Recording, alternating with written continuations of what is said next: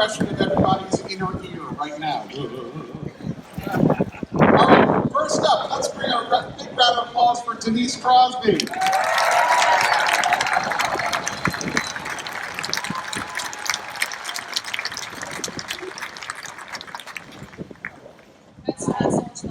Oh, you're kissing up to me now, girl. You're kissing up to me. Thank you. And also, for those of you, last night we had the Q's Masquerade Ball, and the notorious trickster Q decided to make the weather a little inclement, so we had the ball indoors. We're very much in character for Q. Let's introduce Mr. John Lancie.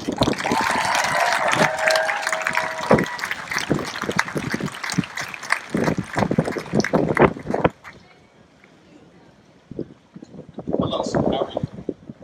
Good. Best ass on Star Trek. Thanks. And finally, a woman who needs no introduction, your ship's counselor, Deanna Troy.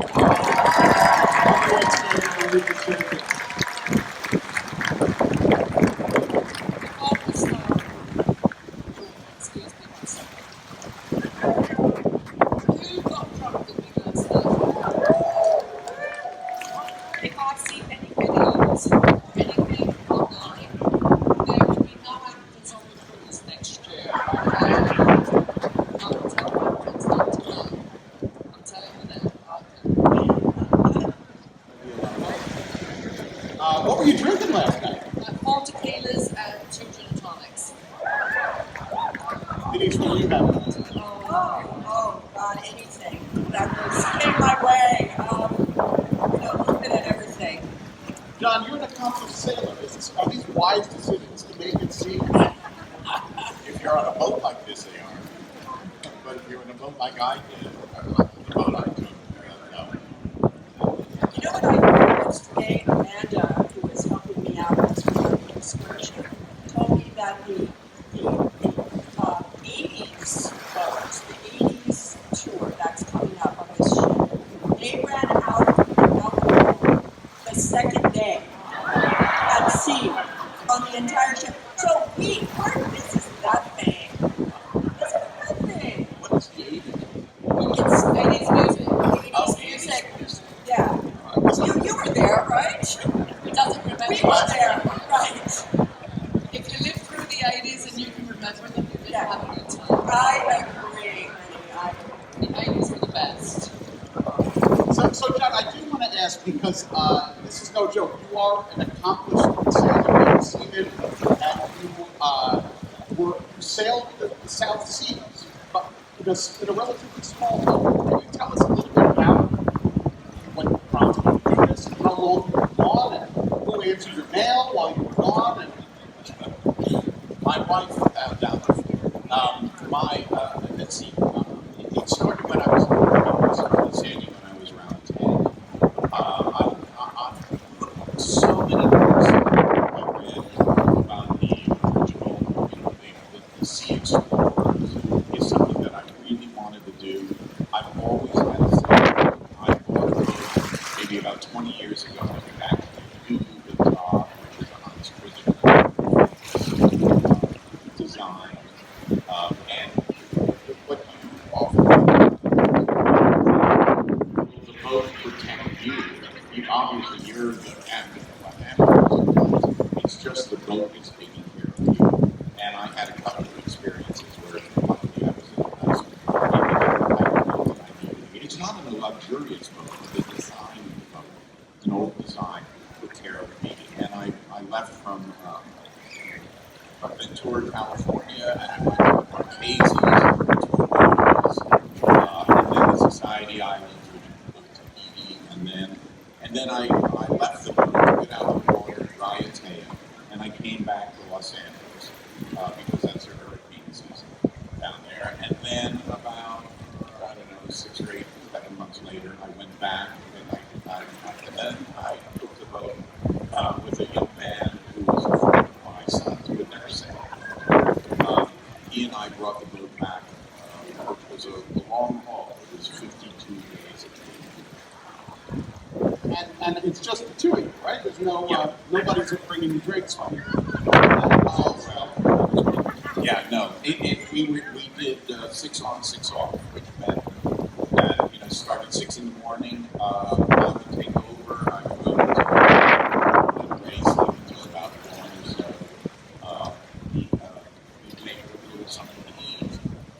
What happens in the tropics is that at 6 o'clock, at 5:45, it's perfectly lovely, and at 6:15, it's midnight. So we would eat around 5:30, and he would go back. He would go to sleep at that time, and I would take it until about 12:30 or so.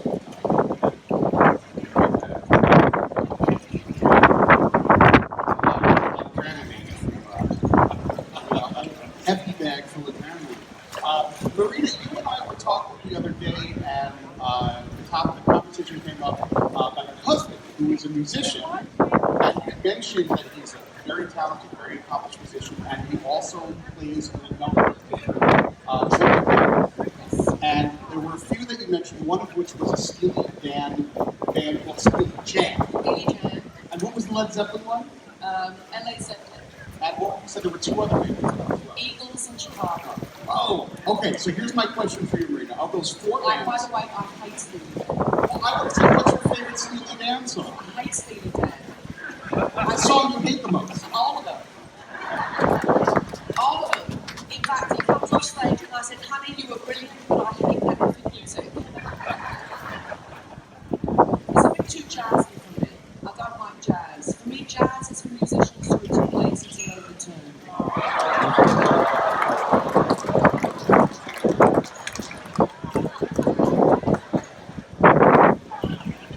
Then what's your favorite Eagles song?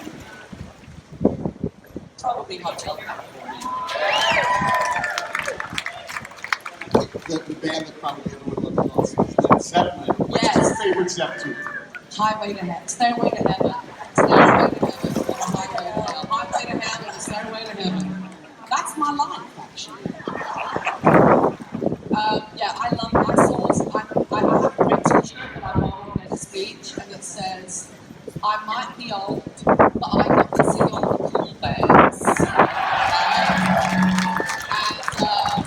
Zeppelin was one of the bands that I saw in my youth. And my husband went to see the Zeppelin band as one plan, because he still has the And then when he goes to Steely Dan, he puts his hair back in the How do you say it? Yeah. To cover up a little bald patch. So,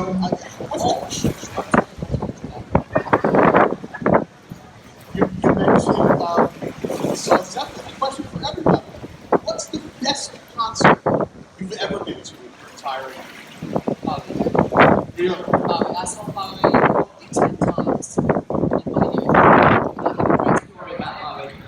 Can I tell my story? Please do. Okay. So, when I first started going to see David Bowie, he didn't play arenas, he was playing theatres. He wasn't back in my day. The arena thing kind of started in the 80s, I think. And so, I would go to see Bowie in the 70s. And at one concert, girl in the audience standing up and screaming, I love you, David. I had taken a guy friend with me to the concert, and at the end of the concert, the drummer took his drumstick away. And I went to catch him, and my friend shoved me out of the way and caught the drumstick. And I went, give me the drumstick, he threw it at me. And he went, oh, I got it. And I said, only because you shoved me out of the way, give me the drumstick. Anyway, he wouldn't. Cut to about 10 years ago, full about David Bowie in Vanity Fair. And he says, back in the day before I met you, if I saw a girl I liked in the audience, I would have the drummer throw the drumstick. If I ever see that, I'm going to rip his throat out. Is that really the story, right? John, how about you? The greatest concert you've ever been to? I was at Woodstock. So fair, man. How am I going to come after that?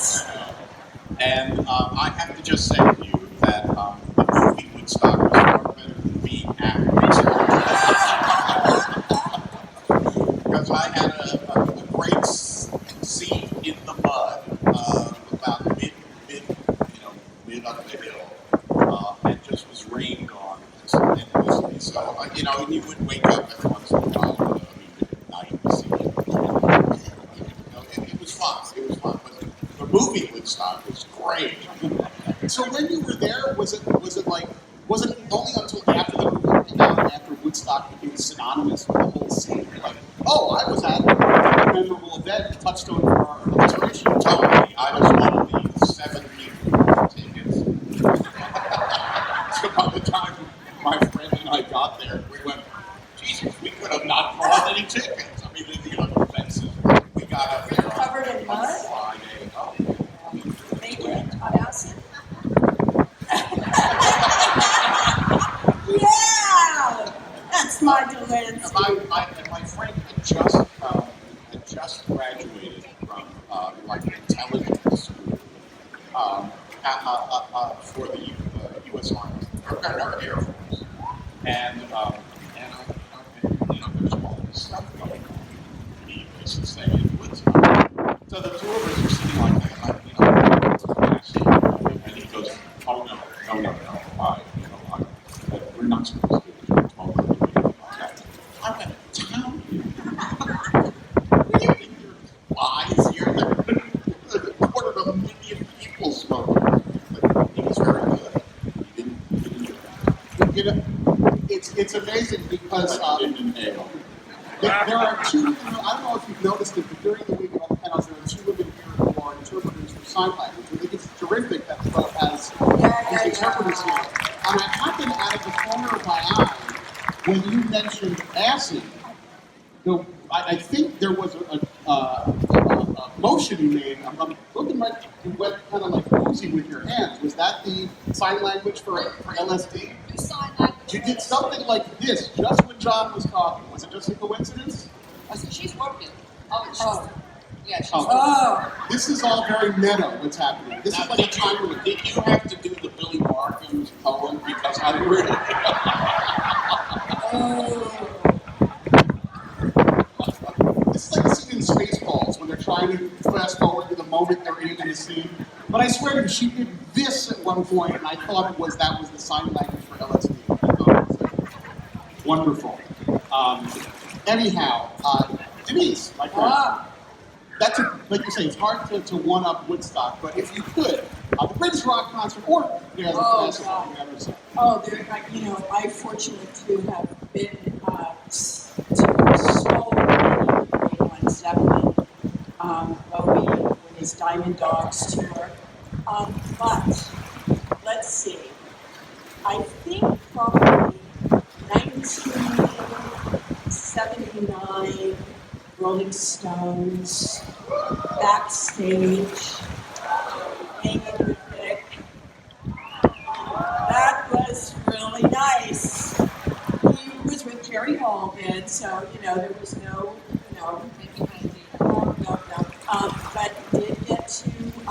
Well, first of all, they were amazing. They were just so great. They were just moving into that big stadium, big tone thing that they were doing, and we went to I think it was the Westwood Marquee. We were staying in LA and had this big party, and I ended up somehow going to Chateau Marmont with Joe Cocker.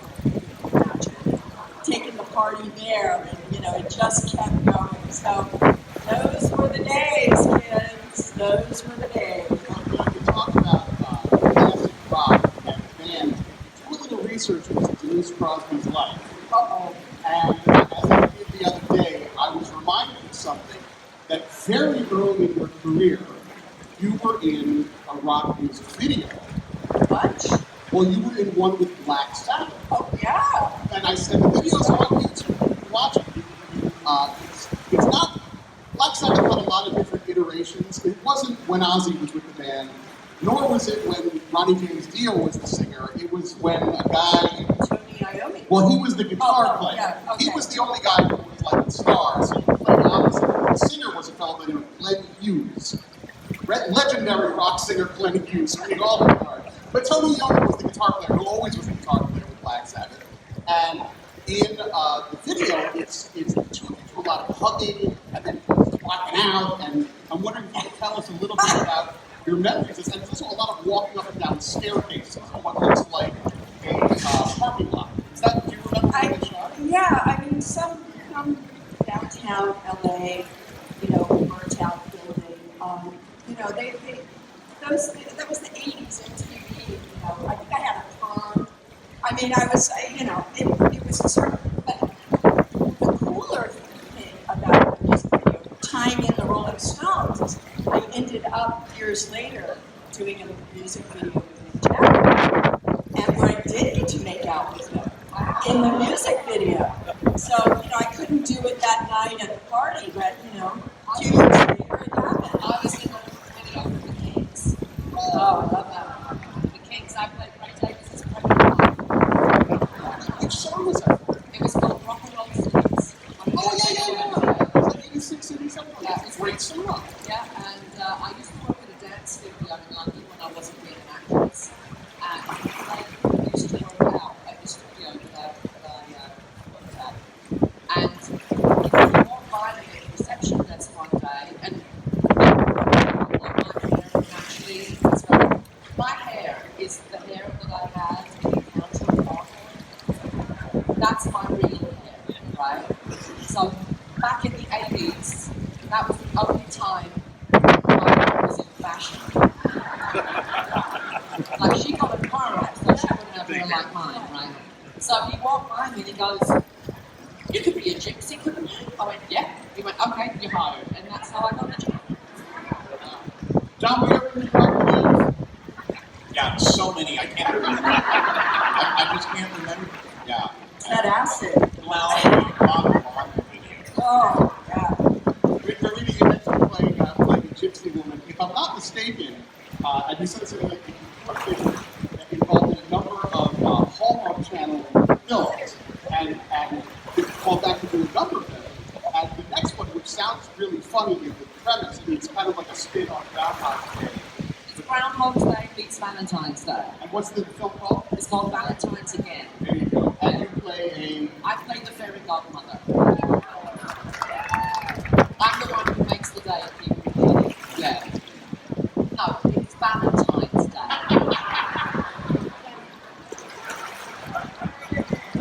Hair, bag of hair. Yeah, and it's coming out on the film Valentine's Day. Yeah, I've been discovered by the people who allow me to be funny, which is fantastic. I never get to be funny, so this is excellent. and you've got another one coming out in the series soon with the same series. I know I shot one in the summer that came out July 4th, my summer prince. Like most Hallmark movies, it's about an English prince who falls in love with an American commoner. Because that's what you all think will happen. There was only one guy who fell in love with an American and he had to abdicate. So, Prince Harry is with a Canadian now, isn't he? Yeah, Part of the Commonwealth. Yeah, part of the Commonwealth, yeah. It's like, I think it's every kind of girl's dream to marry a prince, and so Hallmark is kind of basically doing that all the time. And other upcoming things, Denise, you were just telling me, we just found out recently that next season of Ray Donovan, and your character will be back. Yay! Yeah, first two. We just called it out, so that's good news. I don't know. I'm curious where they're going with this. He's dead, right? My husband is dead, yeah. Yeah. If you haven't been watching Ray Donovan, she was playing opposite of Elliot Gould, who's the wonderful Elliot Gould, and I'd love to hear about working with him. And his character died, but like I said, the wife character still involved, so you have the character lives a lot in opposite of your tribe. And tell us a little bit about how that happened, because it started out as a small role, but just keeps coming back and back. Yeah, the wonderfully talented Anne Bitterman created Ray Donovan, and I have done another series of those called Southland, which was really kind of fantastic talk show, I had gotten the script of Ray Donovan, and I saw this part that I could possibly play. And I didn't know much what it was going to do, what it would be part of. But I got in touch with Anne and I said, this part of Deb, Ezra's mistress, is really something I could do. I would love a chance to do it. So I had to audition, and she said, "Oh my God, of course, this is fantastic." So I did the pilot of Ray Donovan, and within that, they saw that there was a potential story arc for this character to be sort of friend and advocate to Ray's wife, Addie. So it just kept, every so few episodes, she would be back, and it just, Elliot and I developed this really great rapport, and so it carried on. It just was one of those great, you never know what's going to happen with these shows. Once you're in, you're in. That's not what it's in life. You get a job at a company that you like, it's not the job you want. Once you're in, you can insidiously worm your way through. That's exactly what I did. I've been insidiously worming my way through this show, and they've kept me going. I'm just saying that once you can shine and prove how brilliant you are, once you can, that's what it is. And John, one thing that I saw happen in 2016, just last year, you were given an award by, let me get the name right, excuse me, refer to my notes. You were given the award by the American Humanist Association. They had a meeting, and a couple of people know what that is. I don't know. They know what those big words are, individually, but together. So if you saw on the award of the American Humanist Association, they have an annual meeting, and you were there, and everybody took their hat. The American Humanist Association was essentially started in Let's start with Beautiful Mom was an independent film made in the early 80s.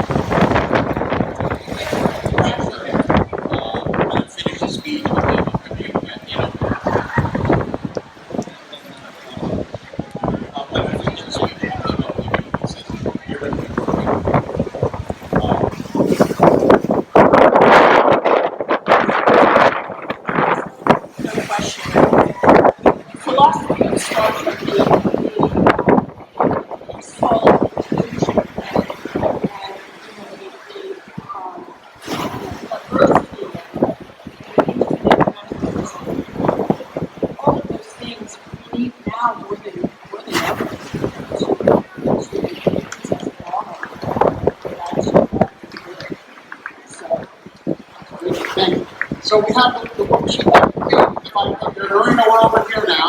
And where are you from, ma'am? My name is Linda, and I'm from San Diego. So my question is that next generation really helped mold a generation of thinkers. I'm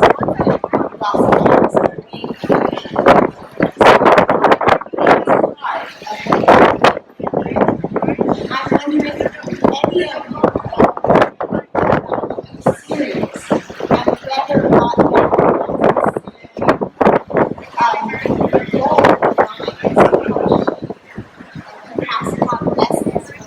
I have to be They're honest. all in it.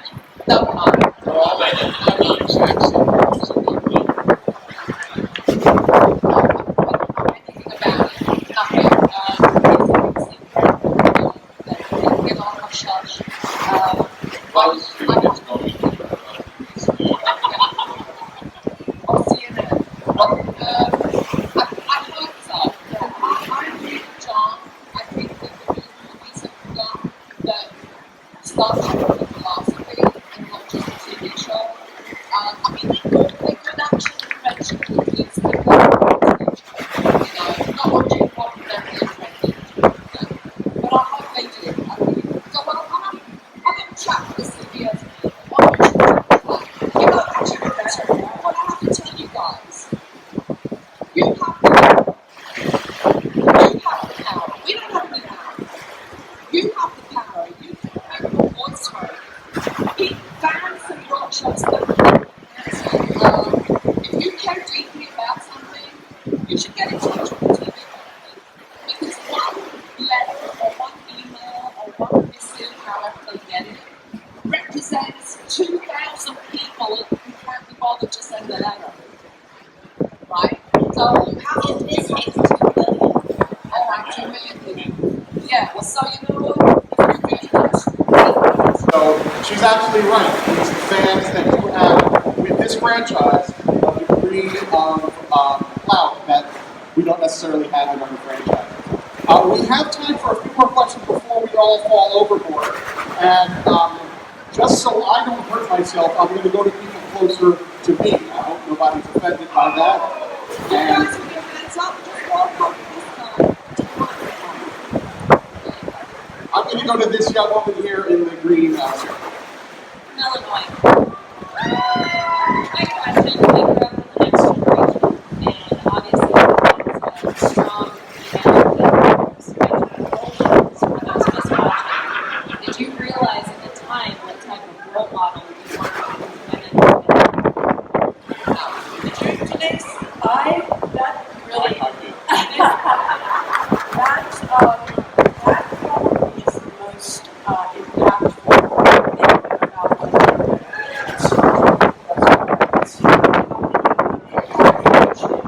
growing up watching come to me and relate to me that there were no women that looked like me on TV until my short hair and abs. So, but I mean, and so,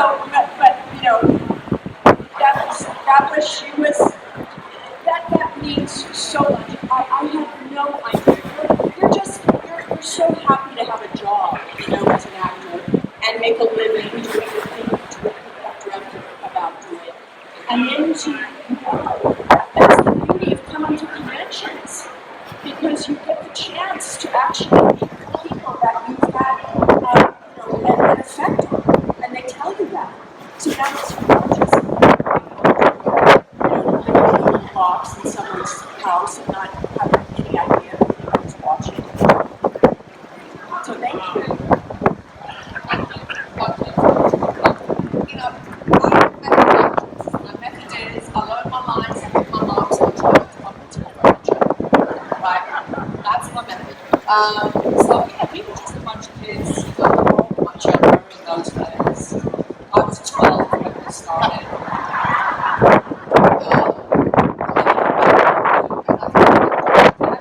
I think it would have impacted our performances on a certain level if we'd known. So I think it was the best thing for us was the best safety at the time.